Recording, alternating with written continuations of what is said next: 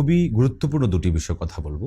একটি হচ্ছে গতকাল যেটা পত্রিকা এসেছে সেটা হচ্ছে সেনাবাহিনীকে বাংলাদেশের পরিস্থিতি বিশ্লেষণ করে প্রস্তুত থাকতে বললেন ভারতীয় প্রতিরক্ষা মন্ত্রী। ইনকিলাব এমনটা এসেছে। এছাড়া আরো বেশ কিছু পত্রিকাতেও একটু শব্দ এদিক সেদিক করে একই ধরনের সংবাদ এসেছে। এটা আমাদের একটি স্বাধীন সার্বভৌম দেশের জন্য খুবই উদ্বেগজনক একটি সংবাদ। বাংলাদেশে এমন কোনো পরিবেশ তৈরি হয়নি বা পার্শ্ববর্তী প্রতিবেশী রাষ্ট্রের সাথে এমন কোনো পরিবেশ তৈরি হয়নি যে প্রতিবেশী দেশ তার সেনাবাহিনীকে প্রস্তুত থাকতে বলবে। তাহলে ঠিক কি কারণে ভারত বারবার এই বিষয়গুলো করছে? আমরা যখন দেখেছি 5ই আগস্ট যখন বিপ্লব হলো, স্বাধীন হলো বাংলাদেশ পুনরায়, তখন আমরা দেখেছি যে তারা সর্বদলীয় বৈঠক ডেকে সেখানে বাংলাদেশের ব্যাপারে এক ধরনের সিদ্ধান্ত নেওয়ার চেষ্টা করেছে এবং ওই সময় বড় ধরনের ইস্যু ছিল, এখানে হিন্দু ভাইদের উপরে নিপীড়ন করা হচ্ছে, তাদেরকে মারা হচ্ছে, এই ধরনের বিষয়গুলো ছিল।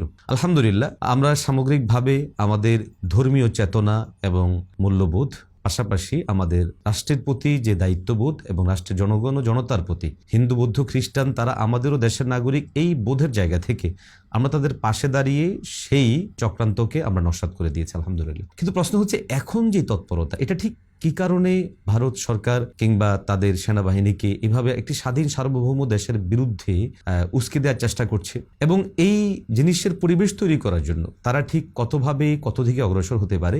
আমি মনে করি এই বিষয়টা খেয়াল করে আমাদের প্রত্যেকটা নাগরিকের, প্রত্যেকটা জনগণের খুব সতর্ক সাবধান দৃষ্টি আমাদের রাখা উচিত।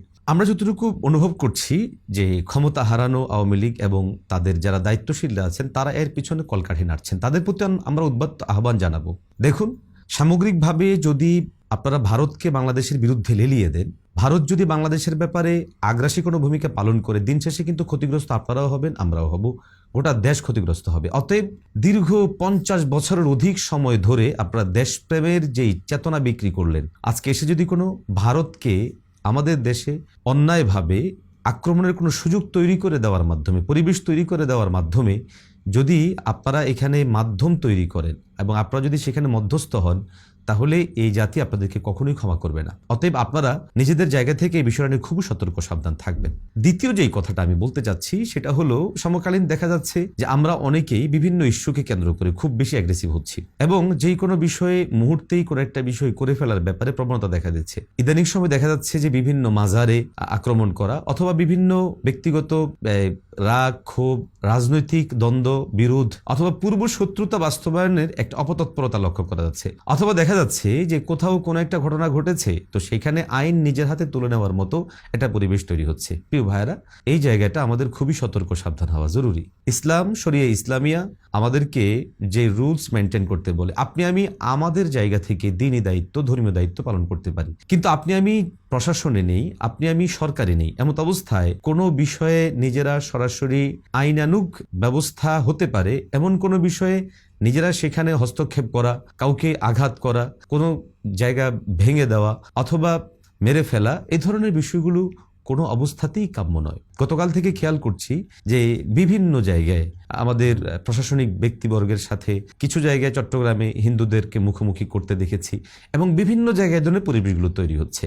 দেখুন, শরীয়ত ইসলামের সৌন্দর্য হলো এখানে অন্যায্য অন্যায়ভাবে আইনানুগ ব্যবস্থা গ্রহণ না করে ব্যক্তি তার ব্যক্তিগত পর্যায়ে কারোর উপর আঘাত করা অথবা কাউকে মেরে ফেলার বৈধতা ইসলাম দেয় না। এটা ইসলামের সৌন্দর্য নয়। হ্যাঁ, যদি কারো অপরাধ প্রমাণিত হয়, কোনো বিষয় যদি শরিয়া বিরুদ্ধ হয়, তাহলে আসুন না আমাদের এই বাংলাদেশকে আমরা এমনভাবে সাজাই, আমাদের সংবিধানকে আমরা এমনভাবে সাজানোর জন্য সম্মিলিত প্রচেষ্টা উদ্যোগ গ্রহণ করি যেন আগামীতে কেউ ধর্ম নিয়ে কটূক্তি করতে না পারে, আগামীতে কেউ ব্যক্তির চরিত্রে আঘাত করতে না পারে, আগামীতে কেউ এ ধরনের তৎপরতা করতে না পারে। এক্ষেত্রে আমরা আইন প্রণয়ন করার জন্য এখন যারা দায়িত্বে আছে তাদের প্রতি আহ্বান জানাই, তাদের প্রতি চাপ প্রয়োগ করি। কিন্তু নিজেরাই যদি সেখানে আইন হাতে তুলে নিই, মাজার ভেঙে দিলাম, কোনো একজন ব্যক্তির ব্যাপারে কোনো একটা অভিযোগ আসলো, তাকে আমরা মেরে ফেললাম, তাহলে এক্ষেত্রে কিন্তু সংঘাত তৈরি হবে, ফেসিবাদ আবার ফিরে আসার চেষ্টা করবে। আমাদের উপলব্ধি করা জরুরি, এখনো পর্যন্ত আমাদের আইন শৃঙ্খলা স্বাভাবিক অবস্থায় ফেরেনি। পুলিশ স্বাভাবিক দায়িত্ব পালন করছে না, ট্রাফিক স্বাভাবিক দায়িত্ব পালন করছে না এবং বিভিন্ন জায়গায় উঁত পেতে বসে আছে ফেসিস্টরা, পরাজিত ফেসিস্টরা আবার পুনরায় ফিরে আসার জন্য। অতএব এই মুহূর্তে আমাদের কোনো আচরণ, আমাদের কোনো তৎপরতা যেন আমাদের অর্জিত এই স্বাধীনতাকে ক্ষতবিক্ষত না করে। আপনি আমি এমন কোনো কাজ করলাম যেই কাজটা দেখা গেল আমার দেশের জন্য, স্বাধীনতা সার্বভৌমত্বের জন্য হুমকি হয়ে গেল, পার্শ্ববর্তী দেশ ভারতের কিংবা ভিন্ন কারো আক্রমণের পরিবেশ তৈরি করলো, তাহলে দিন শেষে ক্ষতিটা কিন্তু আমরাই ভোগ করতে হবে। আজকে আমরা তো দেখেছি যে বিগত 17 বছর ধরে যারা জুলুম করে আজকে বাংলাদেশে এই বাজে পরিবেশ তৈরি করলো, তাদের অধিকাংশই কিন্তু পালিয়ে গেছে এবং দেশে যারা আছে তারাও এখন আত্মগোপনে আছে। এখন দেখা যাচ্ছে যে আওয়ামী লীগের সাধারণ যারা কর্মী ছিল এবং তাদের সাধারণ যারা পক্ষপাতী ছিল, সমর্থক ছিল, তারা আজকে ভয়াবহ রকমের বিপদে পড়েছে। অতএব আমাদের অদূরদর্শী কোনো কাজ যেন আমাদের স্বাধীনতার সার্বভৌমত্ব, আমার ব্যক্তির উপর কিংবা আমার পরিবারের উপর ক্ষতির যেন কারণ না হয়, এই জিনিসটা আমাদের খুবই খেয়াল রাখাটা জরুরি। আমি সবাইকে উদ্যত আহ্বান জানাবো শান্ত হওয়ার এবং আহ্বান জানাবো সুদূর প্রসারী পরিকল্পনা নিয়ে কাজ করার। যারা আমরা রাজনৈতিকভাবে কাজ করছি, আমাদের এখন একটাই মাত্র টার্গেট থাকবে, সেটা হচ্ছে তৃণমূলকে সাজানো। তৃণমূলে আমরা আমাদের শক্তি বৃদ্ধি করা, জনশক্তি সম্পৃক্ত করা এবং আগামীর কোনো যুগপুত আন্দোলনের জন্য, আগামীর ক্ষমতায় যাওয়ার জন্য আমাদের যতগুলো প্রস্তুতি থাকা দরকার, সমস্ত প্রস্তুতিগুলো আমাদের এখন থেকে করে রাখা জরুরি। বাকি ক্ষেত্রে আমাদের খুব লক্ষ্য করতে হবে, সেটা হচ্ছে কোনো অবস্থাতেই যেন উশৃঙ্খল পরিবেশ তৈরি না হয়, বিশৃঙ্খলা তৈরি না হয়। আমাদের খুব সতর্ক সাবধানের সাথে এই কথা জেনে রাখা উচিত যে আমাদের পার্শ্ববর্তী দেশ ভারত বিভিন্ন ইস্যুতে বিভিন্ন পয়েন্টে চেষ্টা করছে যেই কোনো ভাবেই হোক এখানে কোনো একটা বাজে পরিবেশ তৈরি করে তাদের অনুপ্রবেশ ঘটানোর জন্য। আমরা যেটা বারবার শুনে এসেছি, দেশের বিশাল জনশক্তি কাজ করছে। অতএব সেই জনশক্তিটা একদিনে চলে যায়নি। আমরা জানি এখানে বিভিন্ন আধিপত্য সাম্রাজ্যবাদীরা তারা তাদের সুদূর প্রসারী পরিকল্পনা নিয়ে অগ্রসর হচ্ছে। অতএব ওই সমস্ত সুদূর প্রসারী পরিকল্পনাগুলো যদি আপনি আমি পরাজিত করতে চাই এবং যদি এখানে দ্বীন, ঈমান, ইসলাম ও শরিয়াকে প্রতিষ্ঠা করতে চাই, অতএব শরিয়ার মেজাজকে নিয়েই আমাদের অগ্রসর হতে হবে।